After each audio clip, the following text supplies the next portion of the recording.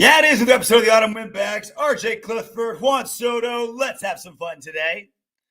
The final preview show of the 2023 season. Right now, right here. You can all say you were there. When you're on your deathbeds, talking to your grandkids as they're squabbling over your fortunes, you can say, I watched the last 2023-2024 preview show of the Autumn Windbags. And you won't be a liar. It's a monumental time right now. It is for everyone except for RJ. It's as if you're you know how everyone knows where you were when you heard the news that JFK died or 9/11. It's kind of like that, but bigger. I think the biggest news is that RJ moved into a trap house. As you can tell, zero furniture, nothing on the walls. So the Cliffords are moving. We're moving from Long Beach to Huntington Beach, and I'm literally working on a standing desk that I quite literally built an hour ago. I'm using internet that was just installed 40 minutes ago, and so it's the first show here too. A lot of firsts. It's a first and a last today. It's a big one. Every new beginning comes from some other beginning's end. Yeah, I heard that somewhere. I heard that somewhere. So I'll be doing my shows. Like we have the studio getting built, but if there's moments when I don't do my show, it's gonna be right over there. It'll be a lot better setup, I promise. Gonna have a nice FX30 camera. Gonna have a good, cool backdrop. I've got my Bo Jackson signed helmet. I got my Marshawn Lynch signed football. Like cool memorabilia. Like it's gonna look good. But right now, this is what you get. Yeah, just pretend like I'm cooking meth, and this is productive. Denver Broncos coming to town. Our bitches. We are 3-point favorites. Over under 37. And this is one of those games with no consequences whatsoever in the playoffs. The consequences are basically is Antonio Pierce going to end his interim reign with a winning record or a losing record? Are we going to continue our run of 4 consecutive seasons of slapping our wieners on the foreheads of the Broncos, and they can never touch us? No matter how bad we are, we always beat them. And I guess the last chance for a lot of these players to improve their lot in the league, get re-signed, get an extension, up their value for next season, whatever it may be. So I guess those are the 3 things that the Raiders are playing for on Sunday. Well, they're also playing for Antonio Pierce. Well, like I said, it's the last chance Antonio Pierce has to have a winning record or losing record. And I guess the last thing he can do on the field to fill out his resume to get the full-time job. Yeah, when you take a look back, this game is, I don't know, it's simple in a way because you just have to take a look at, I'm a big fan of looking at a side that who is more incentivized. Right? What's the incentive, especially in a game that's quote unquote meaningless game, right? And I mean, the Raiders are far more incentivized to play well and to win than the Broncos are. The Broncos, I mean, coach knows he's going to be there. Quarterback knows he's not going to be there, right? So he's not even playing. So it's like a lot of the players already kind of know their standing with what's going on.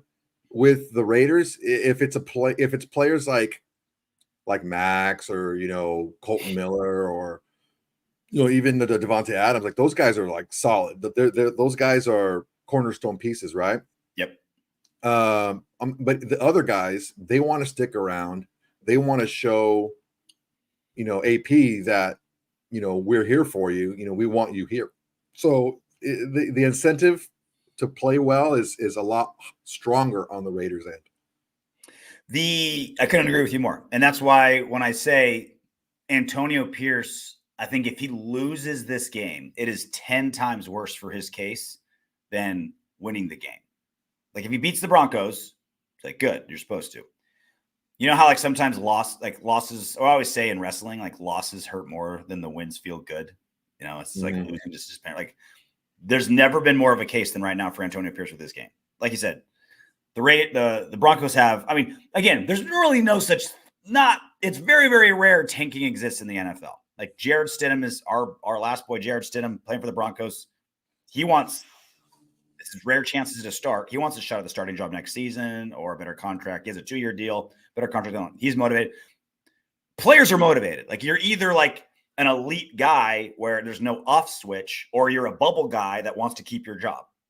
Same with coaches, right? You know, Sean Payton's staying there, but if you're a assistant linebacker coach, an assistant to like, you all want everything to go well because this is your resume. Like you don't want an off game. You're still always being motivated. With that said, there's the always tangibly existing motivation, and then it's what the Raiders have. They love Antonio Pierce. They want him to have the job. They are playing for him so he can have the forever job. Obviously, Antonio Pierce wants that big win. Not only if Antonio Pierce loses, I don't think he gets the gig. I think he has to win and win impressively. I think he needs to mollywop the Broncos on Sunday to not even secure him the job. There's nothing he can do win-wise to guarantee him the full-time job. There's nothing he can do. But for him to have a chance at getting the job, I think he needs to not only beat the Broncos, he needs to win, not like a Chargers blowout, but he's got to win convincingly. It can't be a nail biter with a lot of mistakes. I think he needs to stomp the Broncos for a shot at getting the job. There's one big problem with that way of thinking. Our offense is not built to mollywop a team. Yeah. And that's the main issue. So that's my main concern with that narrative. He has to win to be considered. Because if they lose a tight game, but let's say the running game is but the players are playing hard. They're like, Zeus is running hard. Like the defense is playing hard. It's just the quarterback isn't what we need him to be. The offensive coordinator isn't what we need them to be. And we're playing a much better defense in the Broncos than we played against the Chargers when we had a big game. Yeah. So if it's a tight game, a tough game, even if we lose, if the team is playing spirited and they're out there and it's just the quarterback just not getting it done. The offensive coordinator has some, questionable issues, and similar to what we've seen in previous weeks. I can see that not hurting Antonio Pierce to lose this game. But it has to be those conditions. They have to be playing well where they're good, which is the defensive end.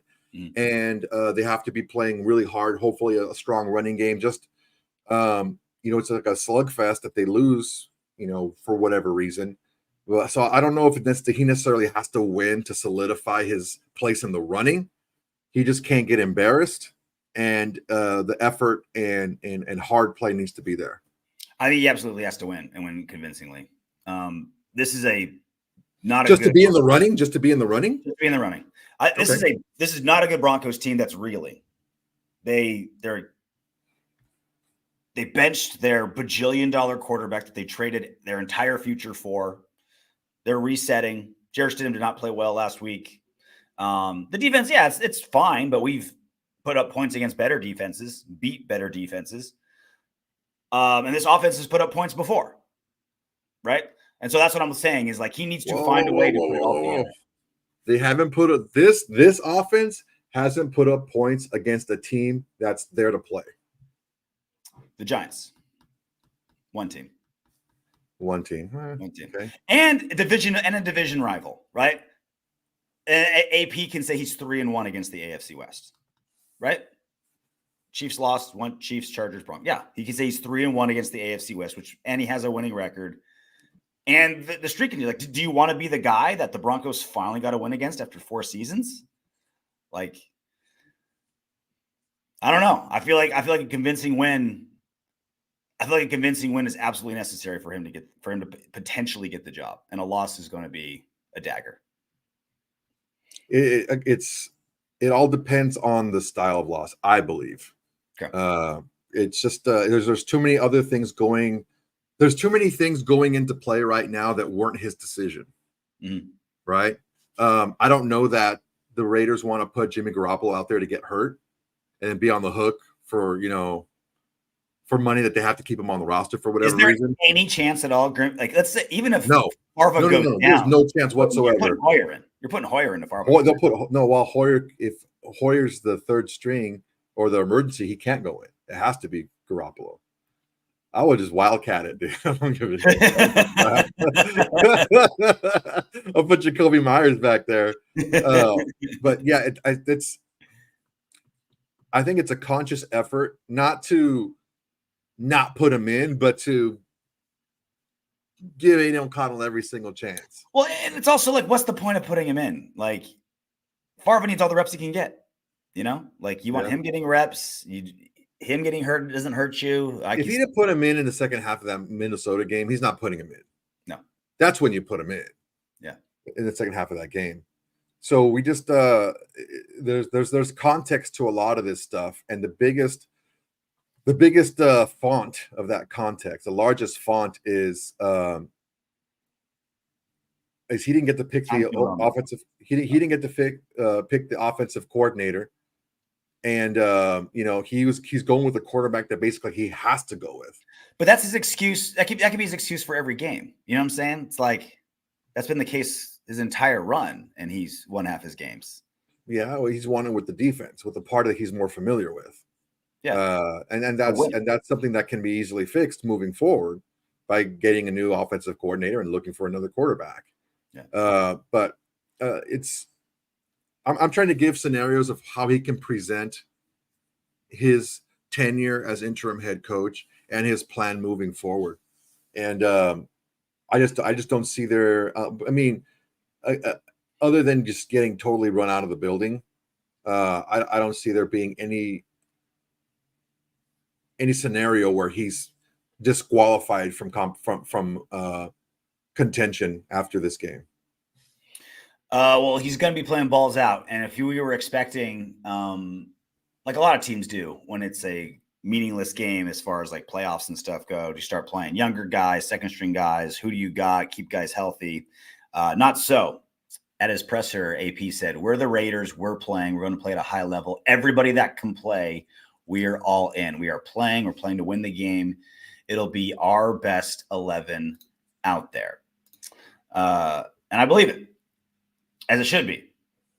This is and Antonio Pierce is playing for his job, as are 75% of the roster, right? 75% of the roster, assistant coaches, coordinators, ball boys, right? With potentially a new regime coming in, like you want the blessing of the man on high with the bowl cut, saying like, okay, if you come in, great. This guy, and this guy aren't going anywhere. Like you keep these guys. You want to be on that list, and this is your last chance to make your case.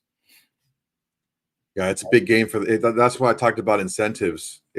There's so many layers to it when it comes to the Raiders from the top on down, and even Champ, So it's just I find it really hard to find a scenario where either the Raiders don't win or it's not really close. Okay. I just don't see a scenario where they get run out unless Stidham just figures it out, because he was not good last week whatsoever. Yeah, he was bad, really bad. I just don't see a scenario where they get blown out. Am I the only one that like really loves Russell Wilson now? Like he swooped 3 classes of drafts away from the Broncos, took $250 million of their dollars, then gets benched in a trash season. It's like, oh, I love you. Like it's like your ex-wife like dates and like tweaker and it just like ruins her life. Be like, oh, that's my favorite tweaker on earth. Russell Wilson's my favorite tweaker on earth. He just dropped a nuke in the entire Broncos organization. Yeah, that's going to take some time to get back. It's the hard thing about where the Broncos are right now. It's they are where we were, let's say 2018 ish or 2019, I would say. We had a couple of rough drafts in a row. We had some money that maybe was allocated in places that we shouldn't have put it. Yep. And we didn't. We had draft capital, but we ended up doing nothing with it. So let's just say that was the same thing as not getting anything for them. So because of that landed us where we were, let's say, a year ago, with the worst league draft capital, right? active draft capital, so draft capital on your team and what they're producing, and a humongous dead cap. So that's where they're going to be for the next two seasons. Is no early round draft picks, right? And they're going to have a busted up cap for sure. They're just begging for Jarrett Stidham to do something amazing on Sunday, to like be somebody, like to something, like, because they're not, like you said, they're not going to be able to afford an expensive free agent, and they're not going to have any capital to draft anybody for a while. Like they're going to be, it's going to be just like, it's not going to be easy. It's not going to be easy. Yeah, they're going to have to do what we did and really develop late round guys and develop everything. Late round guys, free agents, cast offs from other teams. Like, look, Matthew Butler's having freaking Jenkins is having both those guys are having career years for them. Yep. And it's all about development. Those guys have been around the league for years. So it's ironic that the Walmart owners bought the Broncos, and now their entire team is going to be like Walmart bin players. It's kind of poetic. For a while. It's kind of perfect. The Walmart team. And they're gonna have to overpay for the free agents that they do get. They're going to be in the exact position we were, because the teams know that the players know that the team's not going to be that good. Yep. And so they're going to have to overpay for players to come, and it's not a good situation. Raider fans, we all know this. We all know the feeling of having to overpay for these guys, and yeah. It's like Soto at the whorehouse. He doesn't get any discounts. Full retail. Listen, man. If I don't get to pay by the inch like you do. All right, let's take a look at the injury report. Bad news for the Raiders. Yeah, it's grip. No Josh Jacobs. No Michael Mayer. We'll start with Mayer. That's a bummer. I guess it was a little bit more of an injury than we thought with that toe. Is it a turf toe? Is it what they're saying, or is it more of a turf toe? It's like turf toe. Which in this case, it's like, all right, just don't play him, right? Like, don't risk like there's no reason whatsoever to like risk any injury in a meaningless game. Go into the offseason trying to get as healthy as possible and keep developing into the tight end we all kind of hope and think you can be. No issue there. It is kind of a bummer that Josh Jacobs isn't playing. It would be nice to have a going away party for him, because he ain't going to be a Raider again. I think we've seen the last of him playing in a Raiders jersey. And generally, when we have these conversations and we say things like that, it's like, okay, they're shot, got to move on. Oh, he sucks, got to move on. It's like, all right, thank you for your service. Say la vie. Don't let the door hit you on the way out. With Josh Jacobs, it's like, you're so good. We love you so much. You do everything right. You have a Raiders tattoo. You're an actual first-round draft pick that worked out for us. You're everything that is a Raider. But we're not paying you $12 million a year. For multiple years. For multiple years. This is pure economics at work. Zamir White's playing great. He'll be our back moving forward. We'll probably draft some more as we go along. It is a bummer that he didn't get to have a going-away game at home against the division rival, get 100 and just – If this was the case, it should have been just like give Jacobs the ball 35 times and just like let him, like, that's what we should be doing anyway. This is how we say goodbye. I mean, not according to your boy Coach Bo. No, not Bo, right? He wants far out there slinging that thing. We'll give Jacobs the ball 40 times, but 30 of them will be passes. Right? Dump offs and stuff. Mark Davis calls down. He's like, hey, I want Josh Jacobs to touch the ball 40 times. He's like, all right, guess we're throwing the ball 35. Josh Jacobs is playing quarterback now. Because all we do is pass. Yeah, I think most of Raider Nation is where we were last season at this time. Like, yeah, he's great, but you don't pay running backs that much money. There's too much production to be had with other running backs to pay him that much. And I don't think that we've had the type of production overall in the running game with Josh Jacobs as we've had without him. I think we've had our biggest like rushing games overall, and maybe even receiving games, total yardage by running backs overall. We've had the biggest games without Josh Jacobs in the lineup. Make no mistake, Josh Jacobs is better than Zeus. Way better pass blocker, better out of the backfield, smarter runner. Like, make no mistake about it. But he's going to cost 12 times as much. Is he 12 times better of a running back? Not even close. Like, that's kind of what it comes down to. And that sucks, man. He's going to be, I don't know. When was the last time we had a running back that you loved as much as Josh Jacobs? I mean, not Garner, not Wheatley. Like, he's been my favorite running back since, I don't think do we go all the way back to like Bo and Marcus? Like, Bo and Marcus were really good ones, man. I like those guys a lot. So hear me out. I'm hearing.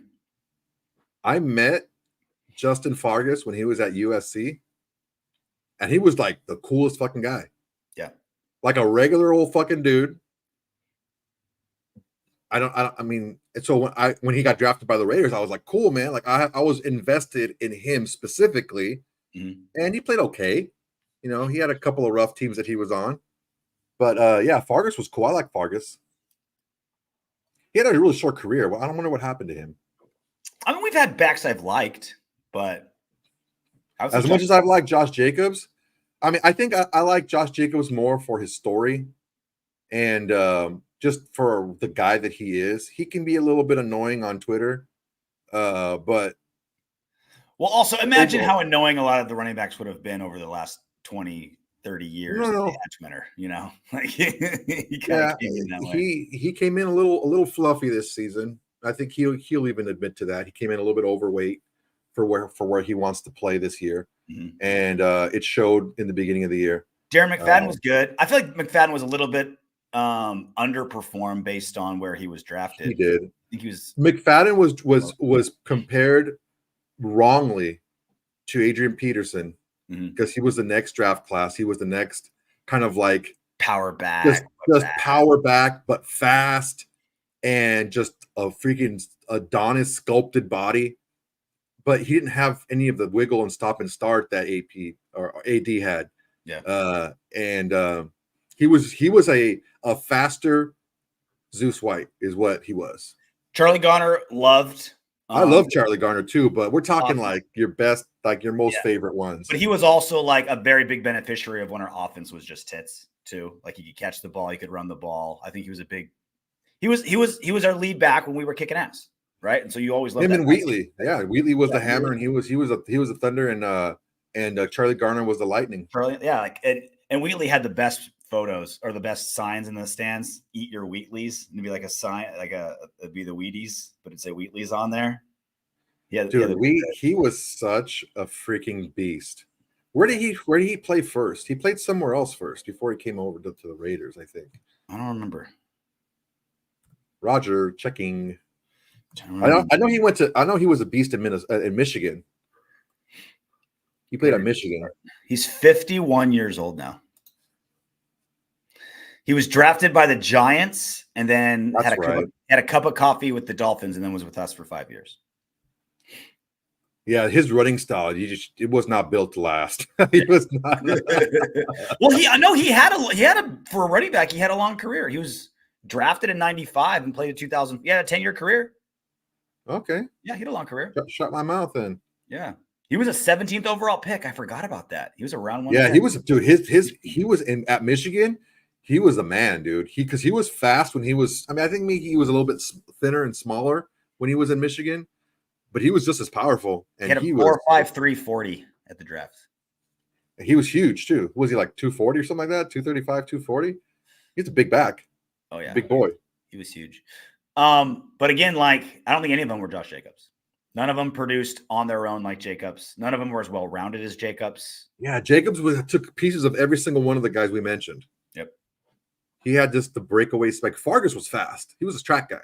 So he had that kind of speed. He had the Charlie Garner wiggle. He had the power. I don't think anyone had the jump cut that Josh Jacobs had that we mentioned. No one had a season like Jacobs last season. You have to go all the way back to Bo Jackson and Marcus Allen to have a single season as good as Jacobs last season. Not just all the yards, not just how 900 of those yards were after contact, not just like, and it was just like he finally, remember all the things about Jacobs that like I was like, oh, I wish he was this prior to last season. It was like he didn't have breakaway speed where if you busted one, you can get 65 yards. He had that last season. He didn't really produce in the passing game. He did last season. It was like, well, he can be a little bit better blocking in the backfield. He did great about that last season. Like he was everything you wanted in a back, and he became a rushing leader out of it. You know what? I'm going to give some credit where credit is due. I misspoke.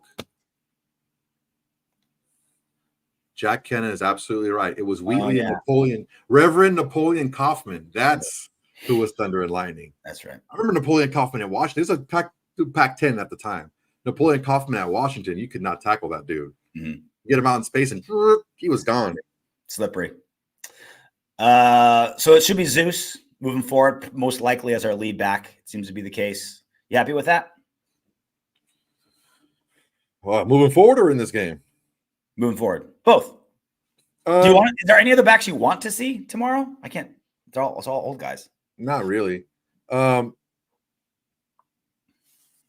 Depending on what happens with look, I like Amir Abdullah's game for how they're using him because he's a tough runner. People forget about that. He's a tough runner in between the tackles. And I think people forget his Detroit years where he had a bigger role early in his career. Yeah. If we can find a younger guy to take over that role, we can have that Thunder and Lightning again. I really like, even though he may be a little bit bigger for that role, I really like, because I like randomly saw some tape on Frank Gore Jr. He's going to be in the draft this year. Missouri State, I think. Missouri State? I think so. One of those. Something state. Some with an M. I'll have to take more Mississippi State. And he's good, man. He's good. So there's a few running backs that fit that mold that are going to be available in the middle to late rounds that we can slide in and do that Thunder and Lightning style. So I see us getting really young at running back. I think it's an area where there's a lot of fat to trim. Bolden, Abdullah, there's a lot of guys out there that really aren't giving us a ton in the offense that you can get younger guys to play special teams wise. But out of the two, I really would hate to lose Abdullah. I think he's in a more expanded role, very similar to how we played the last few games. I think he can be very productive over a year. Another guy I want to keep an eye on, obviously, is Farva, how Aiden O'Connell performs in his final game of the season in his first, his rookie year. I think I would like to see, he never once elevated the offense. And that's the thing. Like he'll go through stretches of no mistakes. He'll start the game 9 out of 10 and a touchdown. There's a lot of things he can do, right? But he's always kind of like in that box, right? He's always in his comfort zone. He's in his safe space at all times. I would like to see him elevate a drive where like he kind of takes he beats pressure, moves a little bit off script, does something like I would, because that's what we haven't seen anything of out of him is elevating a drive where he kind of puts more responsibility on his shoulders and takes over. Now, again, that's not what I want him to be all game. That's not what he's really bred to do. But any quarterback worth his salt is able to do that at times. And he has yet to do. He's made good plays. He's had some good drives. He's made a handful of amazing throws, just dimes. His best play so far this year is, I don't know if it was the Dolphins when he threw his touchdown to Mayer, when he had pressure.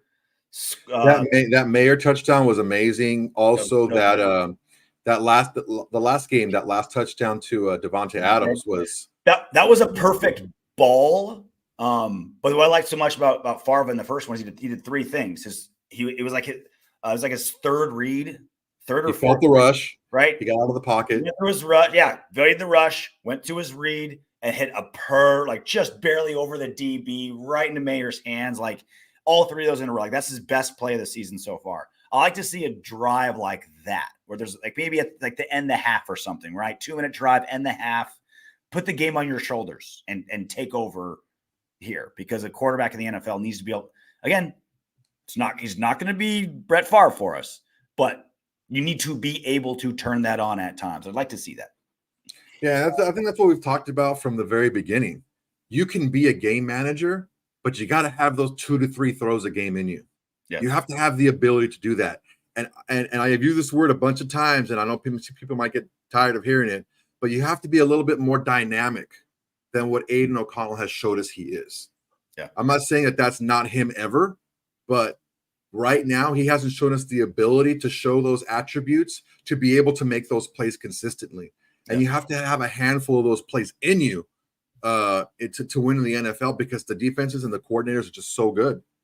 Good point, Leonard Raider. He had that last week. It felt he was robbed of that real moment to tie it by that bullcrap Jack Jones penalty. Like if the Colts they're supposed to miss that field goal and not have that penalty, he missed that. He was robbed of that moment. Like Farva was robbed of like a game tying, playoffs on the line drive and to get there. But because it was within 3, we don't get the onside kick. It's going to kind of go to the bowels of history. A lot of people were robbed that day by that BS penalty. He's had many chances to do that. Mm-hmm. Minnesota threw the interception. Miami threw the interception. So he's had chances to do First it. Chargers game through the interception. First Chargers. It's like, so he's had chances to do it. He's just been coming up short pretty much every single time he's been put in that position. Yeah. And again, when you're in that position and the defense knows what you're going to do because you're running short on time, it's easier for them to defend you. That's when you have to be a little bit more dynamic. That's when you have to make an off-schedule play, and I just don't see that out of Aiden O'Connell. I don't see it.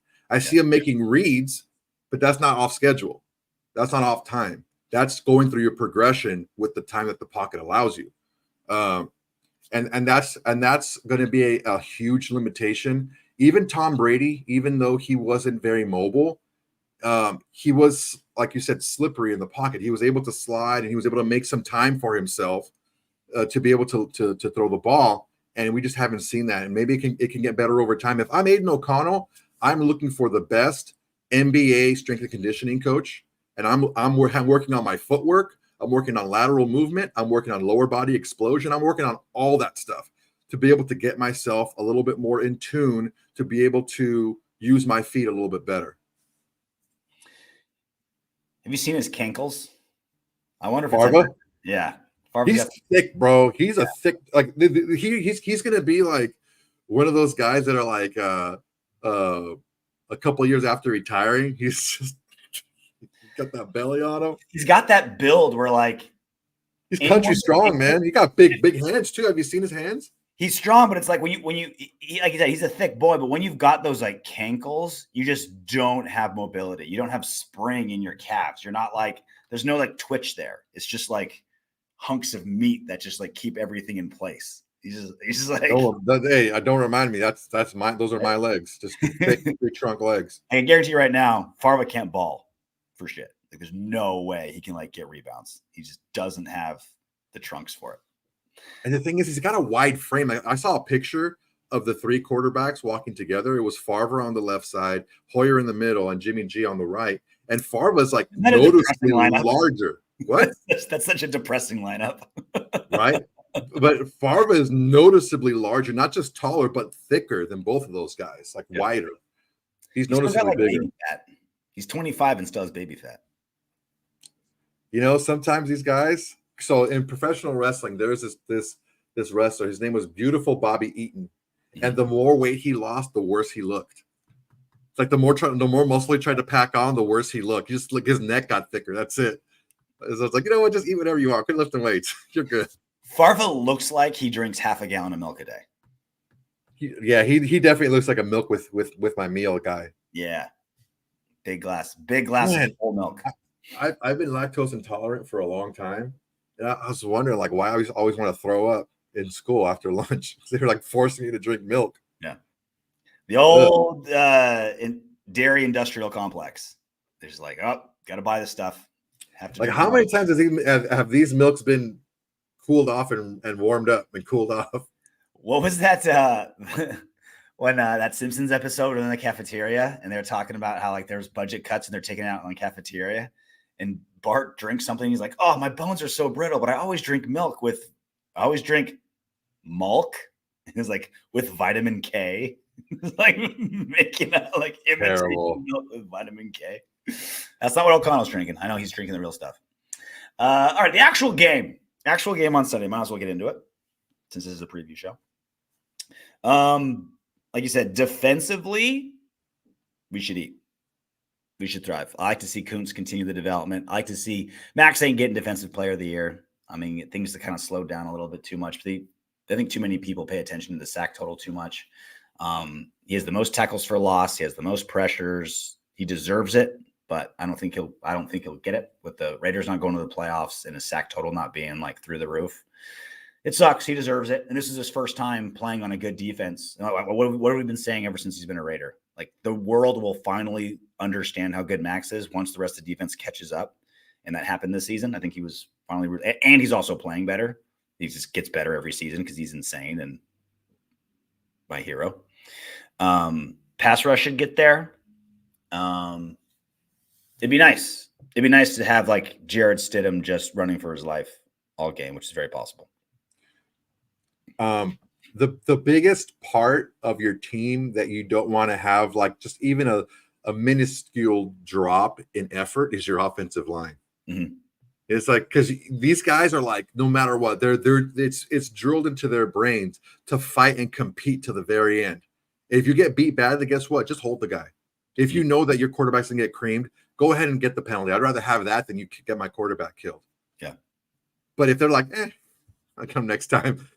Like, that could be very dangerous. And it's the least glamour position, right? Like, you're supposed to be the ones that block out all the noise. Like, we're the pale and hard hat to work guys. Like, all right, we're not going to the playoffs. Like, I don't care. Like, I'm here in the trenches doing my job type of thing, you know? A London Raider has a question. Was Mumford on the injury list? Mumford did not participate and is doubtful. He didn't participate all week long and is doubtful to play. Yeah, it's his knee, his wee knee. So Jacobs out, Mayer out, Jakob questionable. Jakob's not playing, dude. Yeah, he's got a concussion. You shouldn't put him back out there. Do fullbacks at risk of getting concussions? I don't know. Never heard of that. Yeah, don't put him back out there. That's not responsible to put him back out there. I think we saw Jakob's last game as a Raider this season too. Jakob, yeah, for sure. Yeah, for sure. Oh, unfortunately, I mean, I like them, but I don't know that many modern offenses use a fullback like the way we use a fullback. I think they need him to be a little bit more dynamic, like a pass catcher as well. A lot of teams use a tight end, so we'll see. Offensively, like you said, Zeus, steady diet of him. I also wonder what Bo is going to do at offensive coordinator. He's like, all right, this is my last game. Is he like, all right, I'm going to try to like show off and do some wild stuff, or am I going to stick to something and win? I know what we want him to do, but I really wonder. He's like, all right, this is maybe my last game ever as an offensive coordinator in the NFL. Let's make it count. Like, I wonder if he's going to like just dump all of his like scribbles that he was doing, like while he was taking the dump at 2 a.m. and just like, all right, we're making these plays. Or if he's like, I don't care. We're running the ball 45 times. We're going to win. It just doesn't make any sense. When Coach Bo has tried to show off how smart he is, everyone's like looking at each other like, what's he doing? Yeah. You know, and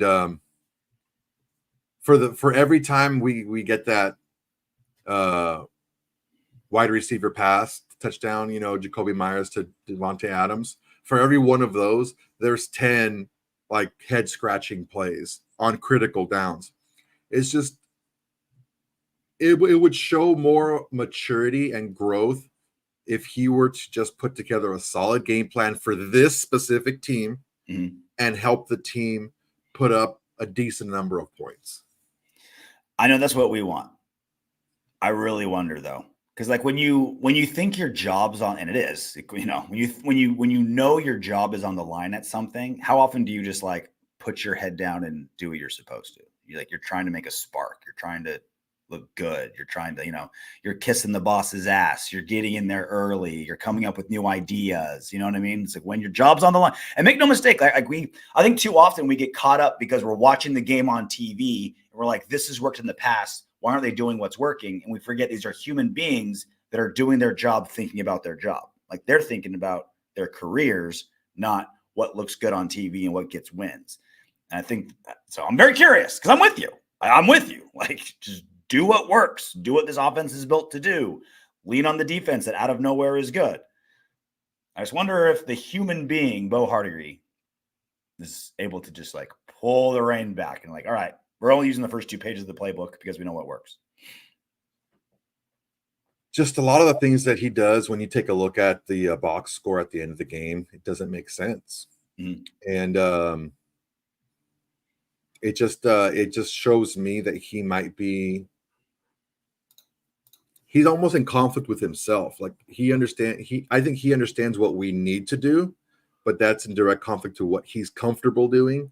Yeah. But he doesn't have the personnel to do what he wants to do, but he does it anyway. And it shows. I said it last week. He's calling games for a quarterback he doesn't have. Mm. And if he wants to be taken seriously as an offensive coordinator, he won't let that happen again. He can't let that happen again. Which players are you keeping an eye on the most? I mean, there's obviously like, Farva and Davante and Maxx, right? But are there players that for one reason or another, you're like, I want to keep my eye on this guy to see if I want to keep him. I want to see his development, or I want to cut this guy and I want to see him fail. Like, are there players like that you're keeping an eye on? Because I have a few. The Andre James and Van Roten. Mm-hmm. I think those guys are pretty much probably going to be gone next year. Mm-hmm. But you never know. Andre James's contract he signed? I think it's coming up on it. There's Hunter Renfrow. See what's going on with him. On the defensive end, the defensive tackles that I mentioned, Butler and Jenkins, to see if there's something that we can hang on to for a couple more years, maybe. Some of the backup linebackers. This was James's last year. Yeah, some of the backup linebackers, and a couple of the guys. Amik, Polomau. There's a couple of guys out there that aren't under contract next season, so just kind of keep an eye on those guys. Yeah, I'm with you on pretty much all of them. Hobbs had a quiet year. I always thought he was the second best guy on our defense. Hobbs is a little streaky. Mm-hmm. Hobbs reminds me of Jack Jones, but without the big plays. Like, he makes the mistakes, but he doesn't make the big plays. He makes the solid plays, but he doesn't elevate those solid plays to like really big plays. And he did earlier in his career. I was gonna say, he used his rookie year a bunch of big plays. Yeah.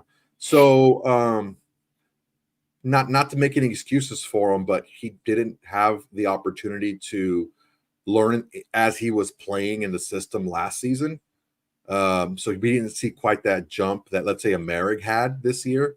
But I mean, for as good of a player as he showed he was, you probably expect him to take a little bit more of a jump than he did. Yeah. I mean, it's a short preview show, but it's one of those kind of games. Afterwards, we'll definitely have a lot to digest because we can look at the game, the season, Antonio Pierce. Is it going to be Jim Harbaugh?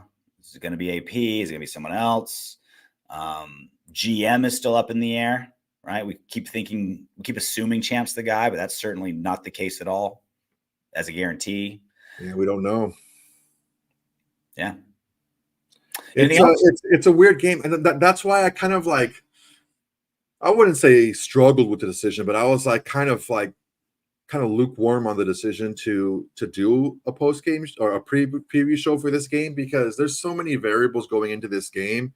We don't know who's going to play, and it's very difficult. I mean, if both teams were at full strength playing all their starters, yeah, it's a much easier game to preview. I don't know that we really previewed the game because we don't know. We don't know what's going to happen out there. Well, that's our skills as broadcasters and on Windbags, Soto, is that even though it's not a normal preview show, we can still do 45 minutes of entertaining. Oh, that bull crap. It's that bull jump. In MMA, we have this saying that there's fights where you ask an analyst and there's fights where you ask the makeup girl. So like Jeff Neal just booked a fight. Do you remember who he's fighting? Who? Jeff Neal of the UFC. He's a welterweight. Don't know who's fighting. He's got an interesting fight. He's taking on Ian Gary. Oh, yeah. For those of you who don't watch MMA, Ian Gary's this Irish dude who's like 15-0, like he's the next big thing. But his wife is this like drama queen. She's like 12 years older than him. A lot of head games going on. And she's kind of getting in his head. And Jeff Neal's one of those head cases, right? And so it's like me and Dean Thomas on my radio show. We're trying to analyze the fight, and we're like, you can't. It's all dependent on whose head is where. Like it's all dependent on literally who's in a good place in their life. Because if they don't, because they're gonna they show up so streaky. And so it's like, you know who you ask? You don't ask Daniel Cormier or Michael Bisping or Dominic Cruz who's going to win. You ask the makeup girl. Because all these guys do all this like broadcast work and media stuff leading up to, and they all get their makeup done, and they all just spill their hearts out to the makeup girl. And so she always knows this girl, Chris Geraldo, does makeup for the UFC. You know, those shots you see of the UFC of Rogan and Anik and Cormier going, ah, there's the girl behind them, this cute girl with long black hair named Chris. She's the makeup girl. You see her in the back all the time. That's who you go to for like Raiders Broncos. It's like kind of where everyone's head's at. Like the X's and O's, who's playing, that's not important. It's all kind of where you're at. Kind of like that. Like, bro. Yeah. I mean, that's what everyone's saying. That's not wrong. So Ian Gary's, so the thing is Ian Gary. Boogie Moolah B is Ian Gary out. Her ex-husband is still around, and she's the nutritionist for Ian Gary. And Ian Gary, like she just had their kid, Ian Gary's kid. Like there's all this drama around Ian Gary. And that's why it's like, yeah, we can break down who controls the distance better, who's got the better chin, who's got more experience, whose takedown defense is going to hold up. Like, we can break all that down. None of it matters. It's all who's in a better headspace, Ian Gary or Jeff Neal. And that's kind of how it is with the Raiders Broncos. It's like we can break down X's and O's all day long. It kind of doesn't matter. It's like, where's everybody's heads at? Raiders Broncos. It's like speaking of where your head's at, Boogie's Moolah B, Ian Gary wins because he says they can bang his wife after. It's fair comment. Yeah. That's a pretty expensive call. It comes with your win bonus. One coupon. You know, like when you're a kid, you're like, Mom, I give you, when you're 5 for like mom's birthday, it's like 1 back rub or 1 breakfast in bed. It's like Ian Gary's little post-it. 1 wife bang. 1 wife bang. Boop. But I get to jerk off in the corner. Anything else? Anything you want to get to? Any questions? Anybody? I think we pretty much covered it all. I don't know that there's anything that Patrick Graham can do. We haven't mentioned him today. Anything that Patrick Graham can do to hurt or help. I think he's pretty much solidified of who he is and what he can do as a coach and a developer of talent. Yep. I think a lot of his coaching staff, defensive coaching staff, is going to be looked at pretty highly. I don't know. I wonder. I really wonder because I forwarded it to you. The NFLPA did a survey where the players like rank all the best offensive and defensive coordinators. Graham didn't even make the top 5. I'm telling you, like it is insane what Patrick Graham has done. No one's paying attention. Nobody in the league talking about him, thinking about it. Oh man, that defense really turned around. We should start poaching some of the Raiders defensive staff. Nobody. Good. This is our little secret. All 57 of you watching right now. This is our secret. Nobody else knows how good Patrick Graham is and what amazing performance his staff did this season. Nobody else talks about it but us. Okay, I'm quoting someone, so I can't get dinged for this. Okay. Every time I see Patrick Graham's name, I go full Will Smith. Keep Patrick Graham's name out your fucking mouth. Oh God. It's great. Well, I'm good with it. Oh, dude, I've never been so happy to see a Raider not get credit for their accomplishments. This is great. We just everybody just don't say anything. Just keep it to the Windbags. Don't tell anybody else. Yeah. All right. I'll be doing the post-game show again in my trap house. The wife will be out of town, so the kid will be at grandma's. So you get to see this beautiful nothingness behind me of the early stages of the office. Yeah, the white abyss. There's the black hole. This is the white hole where we do the post-game show. Last post-game show of the year. It'll be fun. Still dry January, so maybe soda will drink. Pop some champagne or something. Cap off another year of the autumn Windbags, another season. But it's gonna be it. But then we're gonna have one of the most interesting off seasons coming up. Head coach, GM, quarterback. What happens with Davante? What happens with Josh Jacobs? What happens with Hunter Renfrow? What happens with this line? How many people don't talk about Patrick Graham? Hopefully, all of them. It's a lot, man. There's a lot of uncertainty going on right now. And I mean, we're all used to it. We're all used to this stuff. I mean, if we were like, the Steelers, we wouldn't have anything to talk about because it's just so steady, right? But with us, it's always, some turmoil, some drama going on. Let's hope that we put a lot of things to rest after this game and we're able to get some consistency moving forward. That's the goal. We'll see y'all tomorrow. And until then, knock on wood if you're with me. Hey, you made it to the end of our video. Great job. I know you want more. Go ahead and click the next video. And if you're feeling crazy, go ahead and subscribe.